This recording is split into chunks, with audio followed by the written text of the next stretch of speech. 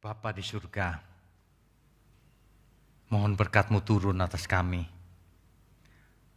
Mohon cerahi pikiran kami, cerahi perasaan kami, agar kami boleh mengerti kebenaran dan kami melakukannya. Ampuni segala kesalahan kami selama ini, ketidaktepatan yang sudah kami lakukan. Kami tidak mau hidup dalam ketidaktepatan. Untuk itu ajari kami, urapi kami semua, layakkan kami mendengar firman Tuhan. Urapi juga mulut hamba-Mu ini untuk menyampaikan kebenaran firman-Mu.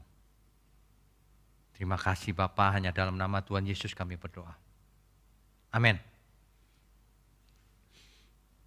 Bapak Ibu sekalian, kalau kita mendengar juru selamat mati, apa maksudnya? Juru selamat kok mati? Mau menyelamatkan kok malah mati? Begitu pertanyaan banyak orang rupanya. Inilah kalau orang tidak mengikuti secara lengkap, hanya fragmen potongan kecil, maka tidak akan mendapatkan kebenarannya. Juru selamat kok mati? Memang ia harus mati. Tetapi tidak berhenti pada kematian. Ya, kalau ia memang juru selamat, ia pasti bangkit. Nah, inilah pengertian-pengertian semacam ini harus dimengerti.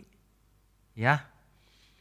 Tetapi ia bangkit dan tidak ada yang seperti dia. Kebangkitan yang terjadi selama ini sebelum Mesias bangkit, sebelum Tuhan Yesus bangkit. Ada enggak kebangkitan? Ada.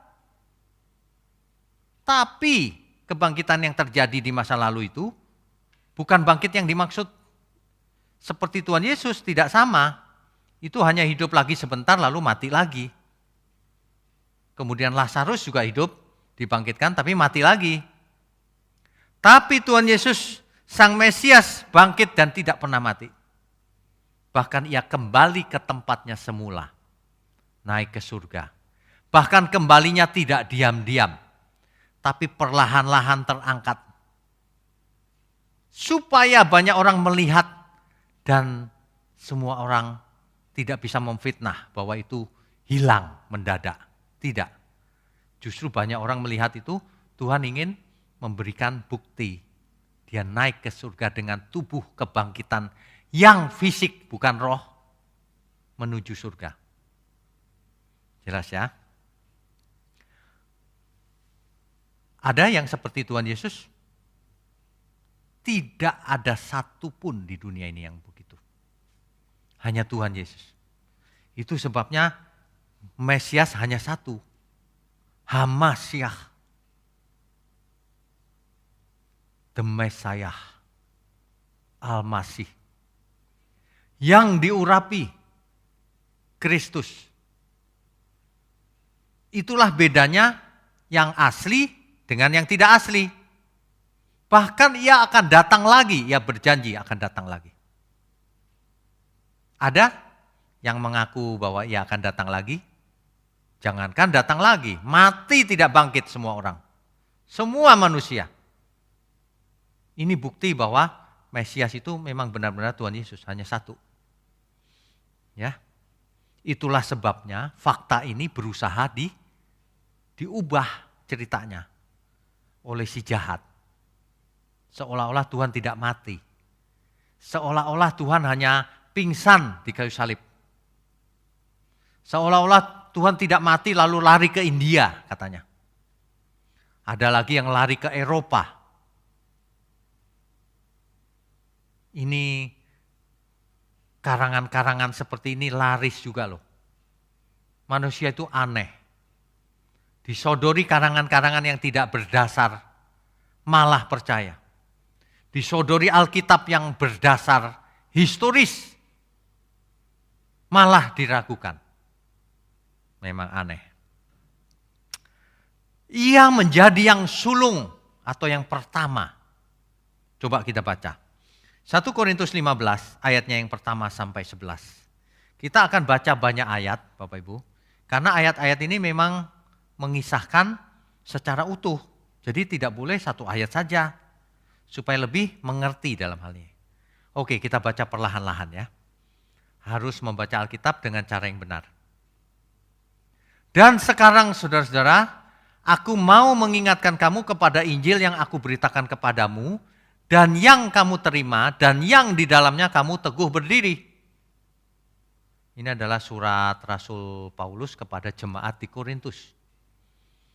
Ayat 2. Oleh Injil itu kamu diselamatkan. Tapi ada syaratnya. Siapa bilang keselamatan tidak bersyarat? Baca yang benar, ayat 2-nya. Asal kamu teguh berpegang padanya. Kalau orang tidak teguh berpegang pada Sang Juru Selamat, Yesus, maka ia enggak selamat. Jadi bersyarat. Ini ayat 2 contohnya. Oleh Injil itu kamu diselamatkan, asal kamu teguh berpegang padanya. Seperti yang telah kuberitakan kepadamu, kecuali kalau kamu telah sia-sia saja menjadi percaya. Ya, jadi kalau berpegang teguh, selamat. Kalau enggak, ya enggak selamat. Bahwa ia telah dikuburkan, dan bahwa ia telah dibangkitkan pada hari yang ketiga, sesuai dengan kitab suci. Ia dibangkitkan, kata-kata ini ingat. Ia bukan membangkitkan diri sendiri, tapi ia dibangkitkan. Jangan merubah-rubah Alkitab. Mau dicek pakai bahasa Inggris, pakai bahasa Ibrani, pakai bahasa Yunani sekalipun, teks aslinya itu artinya tetap sama. Ia dibangkitkan, bukan bangkit sendiri. Teks Alkitab harus dibaca secara lengkap, tidak boleh dipilih-pilih. Nanti kita akan menemui banyak ayat bahwa Tuhan Yesus dibangkitkan. Bahwa roh yang membangkitkan Tuhan Yesus adalah roh yang sama nanti yang ditaruh dalam diri kita, yang menyertai kita, yaitu Roh Kudus. Akan membangkitkan kita juga dengan cara yang sama. Tubuhnya bangkit lagi, punya fisik lagi nanti. Tentu saja bukan tubuh fisik yang sekarang. Bukan. Ya, tubuh fisik yang akan datang itu disebut di Alkitab tubuh rohani. Tubuh rohani itu bukan roh. Kalau roh tidak punya tubuh. Tubuh rohani. Artinya tubuh fisik yang tidak bisa mati lagi. Ya. Hati-hati, kebangkitan itu nyata. Bukan kebangkitan roh. Tapi memang benar-benar bangkit. Tuhan Yesus bangkit juga begitu, pakai tubuh nyata. Bahkan Tuhan setelah bangkit masih makan ikan, makan roti. Itu menunjukkan bahwa tubuhnya nyata, fisik, bisa disentuh. Waktu naik ke surga juga sama, dilihat orang banyak, fisik tidak menghilang. Ya, karena Allah itu bukan Allah orang mati, tapi Allah orang hidup. Apa sih yang dimaksud hidup? Tubuh tanpa roh, itu namanya mayat. Namanya mati, tidak hidup. Roh tanpa tubuh juga bukan hidup. Seperti sekarang, orang-orang yang mati, apakah ia hidup? Mati, belum bangkit. Rohnya meskipun keluar dari tubuh. Banyak orang berpikir kebangkitan itu roh. Salah. Kalau kebangkitan roh ya nggak usah tunggu Tuhan Yesus datang. Roh orang mati sudah bangkit ya. Pergi ke tujuannya masing-masing. Kan begitu ya. Ingat baik-baik, ini kebangkitan beneran. Tubuh fisik, tubuh surgawi. Yaitu tubuh fisik yang nggak bisa mati lagi. Tubuh kemuliaan. Dan itu sudah didemonstrasikan oleh Tuhan Yesus sendiri. Bukan tubuh roh, bukan. Nggak ada tubuh roh. Tubuh ya tubuh. Ya. Oke, kita lanjutkan pembacaan kita. Tadi ayat 2 ya, sekarang ayat 3. Sebab yang sangat penting telah kusampaikan kepadamu, yaitu apa yang telah kuterima sendiri, ialah bahwa Kristus telah mati karena dosa-dosa kita, sesuai dengan kitab suci. Jadi sebenarnya Kristus sudah mati. ayat 4. Bahwa ia telah dikuburkan dan bahwa ia telah dibangkitkan, sudah bangkit, ya. Pada hari yang ketiga sesuai dengan kitab suci. Ayat 5. Bahwa ia telah menampakkan diri kepada Kefas dan kemudian kepada ke-12 muridnya. Ia bahkan menampakkan diri. Kalau roh tidak kelihatan. Sesuatu yang bisa ditangkap dengan mata, itu ada fisiknya pasti. Ya. Sesudah itu ia menampakkan diri kepada lebih dari 500 saudara sekalian. 500. Kebanyakan dari mereka masih hidup sampai sekarang, tetapi beberapa di antaranya telah meninggal. 500-an saksinya. Wah, salah Pak ayat ini sampai mereka masih hidup sampai sekarang. Kalau baca Alkitab itu yang mengerti ini ditulis zaman itu, pada waktu ditulis itu masih hidup. Kalau 2000 tahun kemudian sampai sekarang ya nggak ada yang hidup, sudah mati semua. Ya, ayat 7. Selanjutnya ia menampakkan diri kepada Yakobus kemudian kepada semua rasul. Tuhan sengaja setelah bangkit menampakkan diri ke banyak sekali orang. Supaya tidak bisa dipalsukan. Supaya menjadi bukti bahwa ia benar-benar bangkit. Saksi matanya banyak.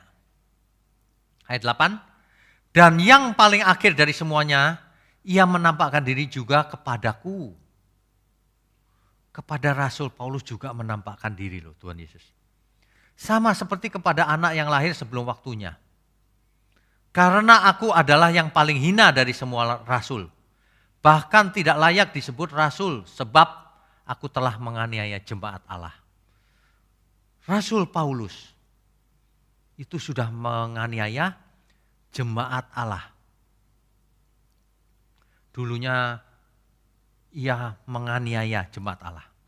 Bahkan Rasul Paulus hadir ketika siapa itu yang dirajam? Stefanus. Ketika Stefanus dirajam, Rasul Paulus hadir di sana, bahkan memerintahkan untuk itu. Makanya Rasul Paulus menyesal. Ayat 10. Tetapi karena kasih karunia Allah aku adalah sebagaimana aku ada sekarang. Dan kasih karunia yang dianugerahkannya kepadaku tidak sia-sia. Sebaliknya aku telah bekerja lebih keras daripada mereka semua, tetapi bukannya aku melainkan kasih karunia Allah yang menyertai aku. Rasul Paulus akhirnya sadar. Tuhan Yesus bahkan menampakkan diri kepada Rasul Paulus. Kebangkitan Kristus tidak bisa dipalsukan. Kebangkitan Kristus itu nyata. Meskipun ada banyak cerita lain, tapi cerita lain itu tidak nyata dan tidak punya bukti. Ya, jadi percuma juga. Kalau ini jelas ditulis dalam manuskrip kuno yang ditulis lebih dari 1000 tahun yang lalu. Ya. Ia menjadi yang sulung atau yang pertama. Itu. Nah, kalau kita baca berikutnya, ini kita baca berikutnya ya. Ayat 12. Jadi bila mana kami beritakan bahwa Kristus dibangkitkan dari antara orang mati, bagaimana mungkin ada di antara kamu yang mengatakan bahwa tidak ada kebangkitan orang mati? Kok kamu gak percaya? Kristus saja bangkit, kok kamu tidak percaya bahwa orang mati juga dibangkitkan nanti? Rasul Paulus menekankan di ayat 13, kalau tidak ada kebangkitan orang mati, maka Kristus juga pasti tidak dibangkitkan. Gitu, ya. Tetapi andai kata Kristus tidak dibangkitkan, maka sia-sialah pemberitaan kami dan sia-sialah juga kepercayaan kamu. Kalau Tuhan Yesus tidak bangkit sebenarnya, maka kita semua sia-sia imannya. Nangkep ya? Itu sebabnya Tuhan Yesus pasti bangkit. Lebih daripada itu kami ternyata berdosa kepada Allah kalau Kristus tidak bangkit. Karena tentang Dia kami katakan bahwa Ia telah membangkitkan Kristus. Padahal Ia tidak membangkitkannya. Nah kalau begitu, maka berdusta itu. Karena faktanya Kristus memang bangkit.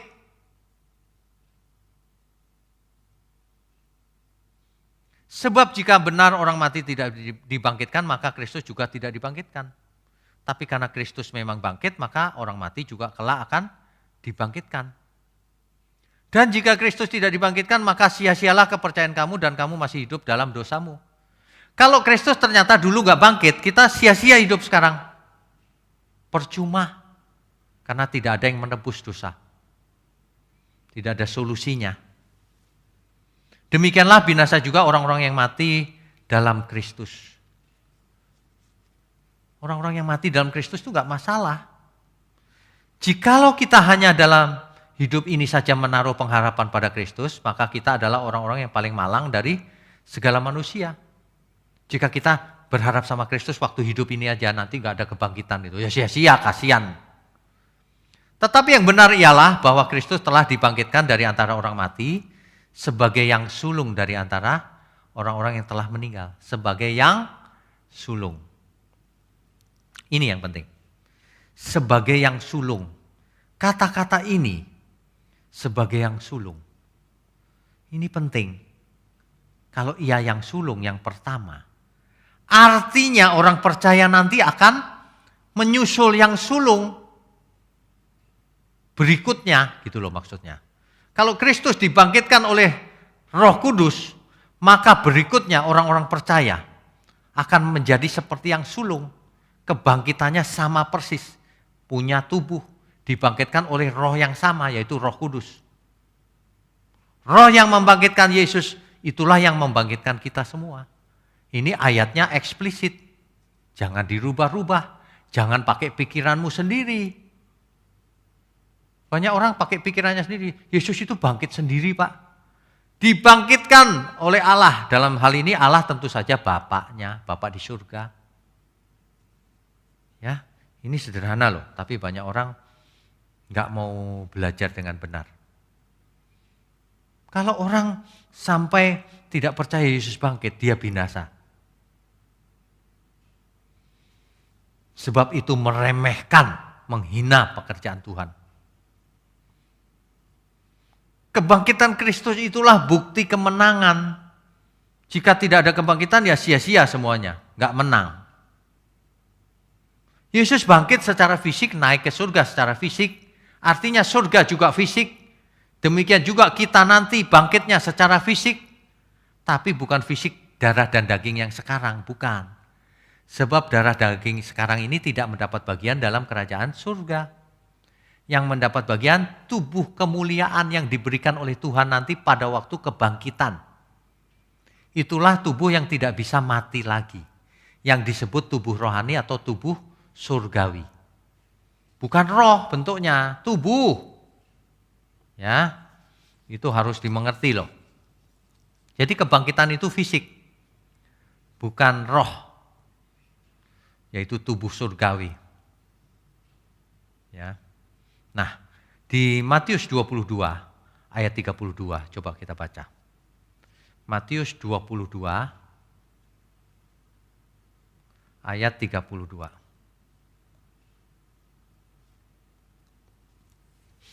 Akulah Allah Abraham, Allah Ishak dan Allah Yakub.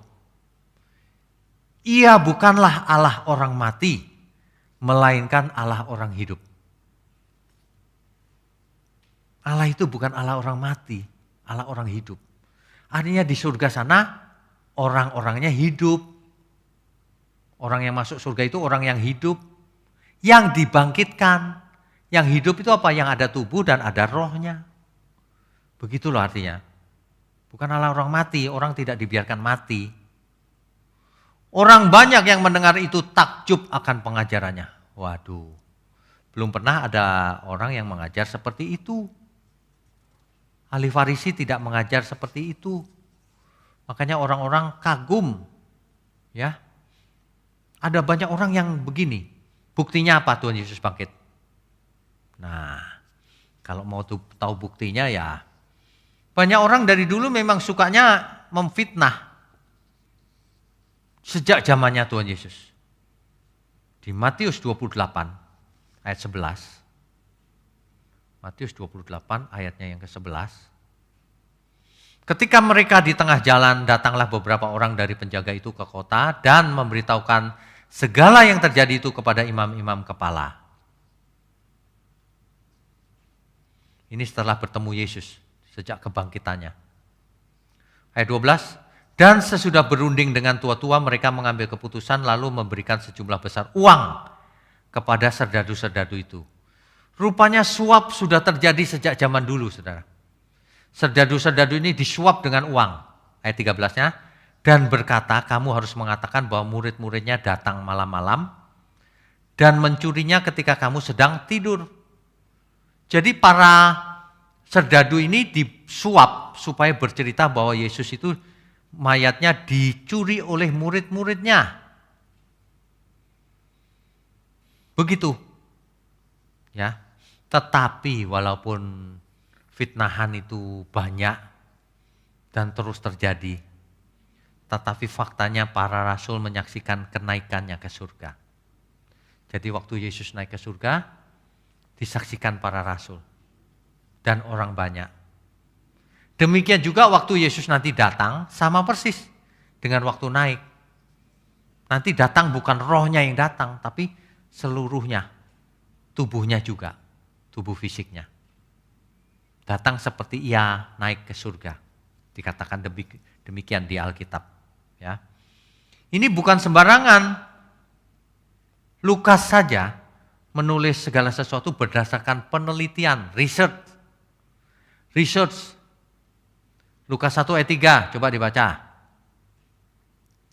Karena itu setelah aku menyelidiki segala peristiwa itu dengan seksama dari asal mulanya, artinya Lukas melakukan penelitian dalam hal ini. Aku mengambil keputusan untuk membukukannya dengan teratur bagimu.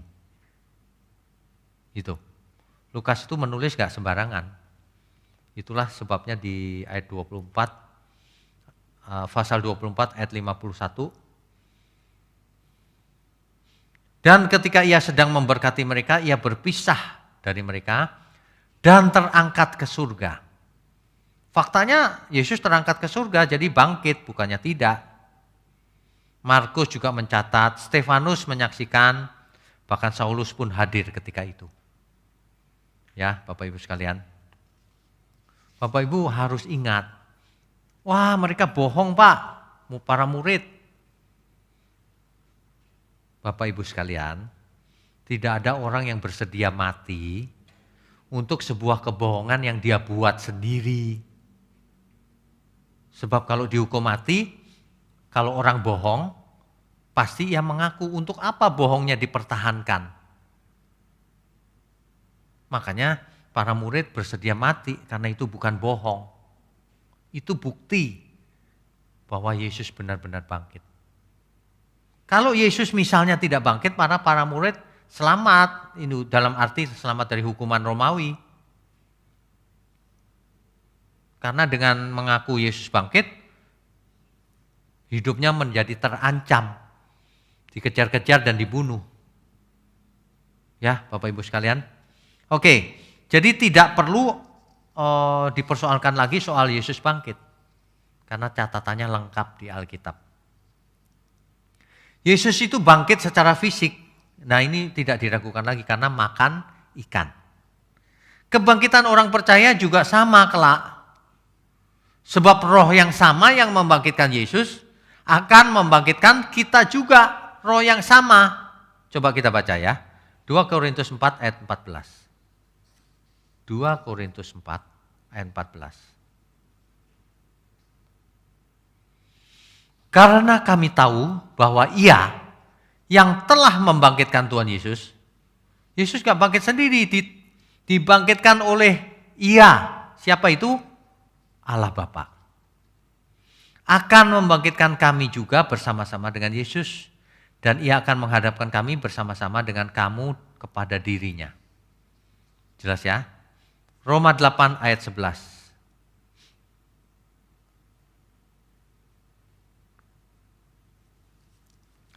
Dan jika roh Dia yang telah membangkitkan Yesus dari antara orang mati, roh Dia yang telah membangkitkan Yesus dari antara orang mati.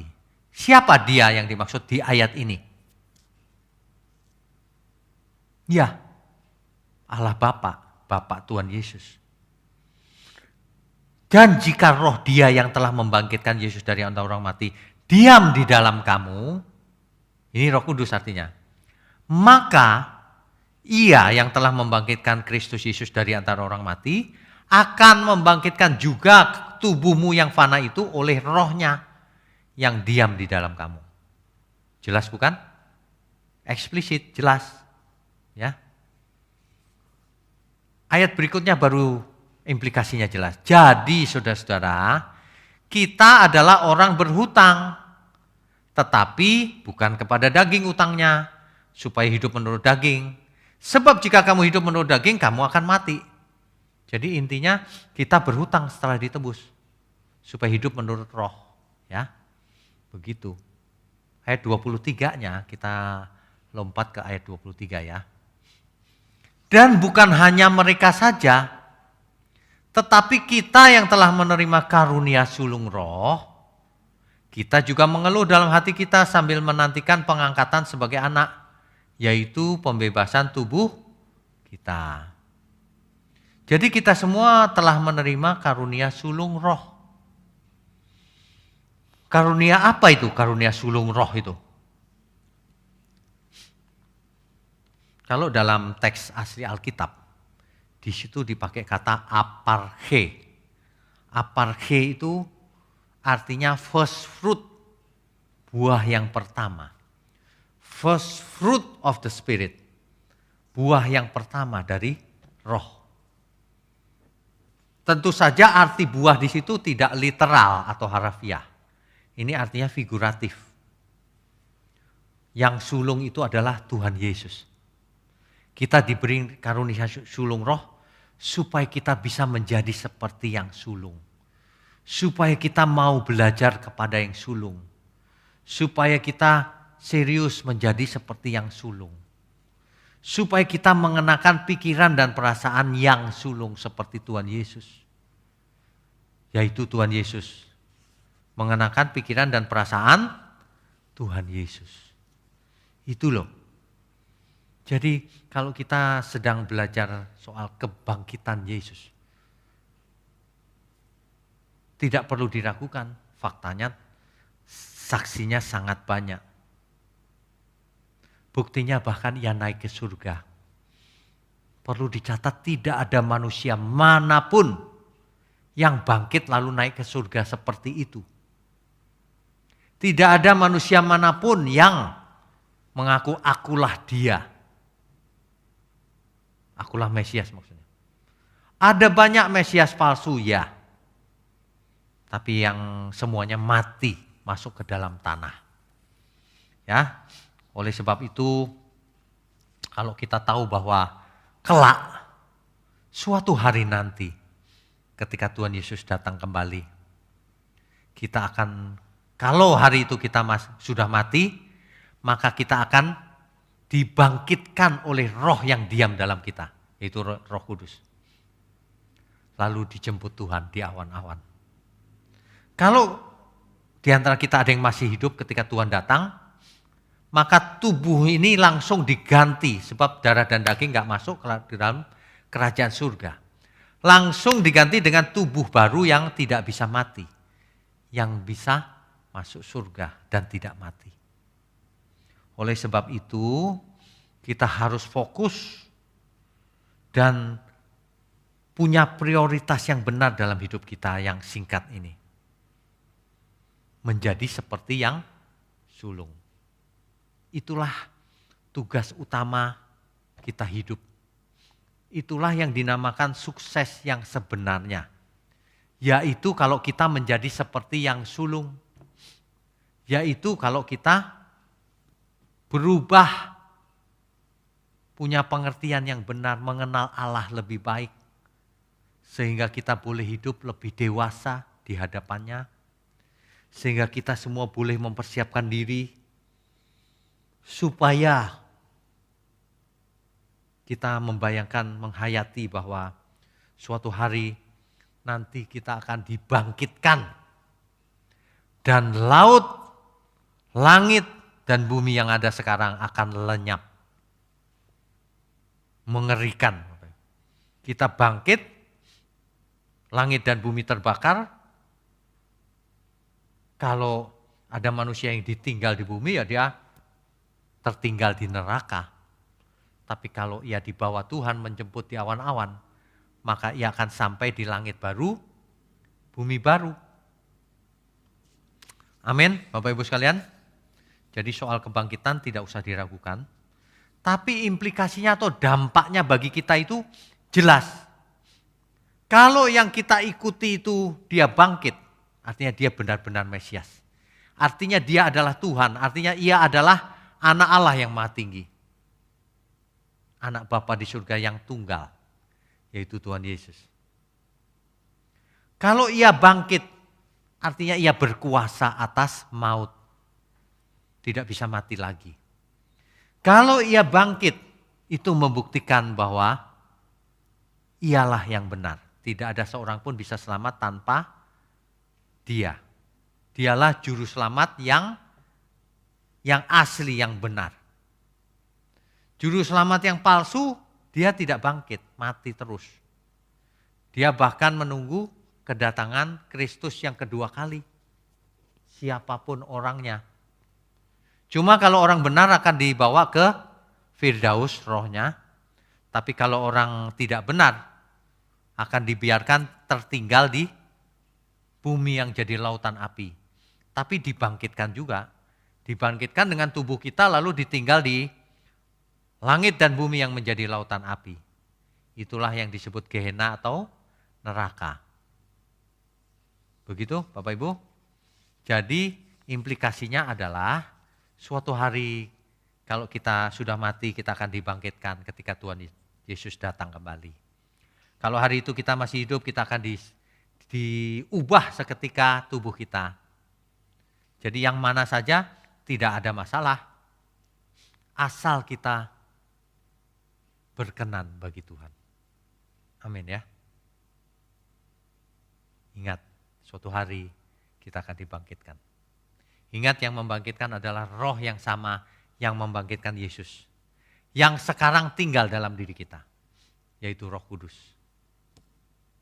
Dengan demikian kita tidak pantas takut terhadap apapun. Karena ada roh Allah dalam diri kita. Yang kita harus takuti adalah takut berbuat dosa. Amin ya Bapak Ibu sekalian ya. Amin. Baik, saya ingin menyapa jemaat Gereja Suara Kebenaran Pantai Indah Kapuk. Bapak Ibu sekalian, tidak terasa sudah setahun kita tidak bertemu karena pandemi COVID ya. Saya berharap Bapak Ibu sekalian semua tetap semangat, sehat, umur panjang, dan terus mengikuti firman Tuhan yang disampaikan secara benar. Ya, Bapak Ibu saya ingatkan, kalau hidup bekerja dari rumah, itu pun harus tetap semangat, harus bekerja seolah-olah bagi Tuhan. Bukan seolah-olah, memang bagi Tuhan. Mengapa? Karena roh yang akan membangkitkan kita nanti, itu roh yang membangkitkan Yesus juga. Setiap saat roh itu bersama dengan kita. Oleh sebab itu, mari kita benahi diri kita. Ada roh Allah yang maha tinggi dalam diri kita. Mari kita benahi diri kita, mari kita belajar lagi, mari kita berubah. Mari kita mengenakan pikiran perasaan Kristus. Mari kita memanfaatkan karunia sulung roh, supaya kita menjadi yang sulung. Amin ya.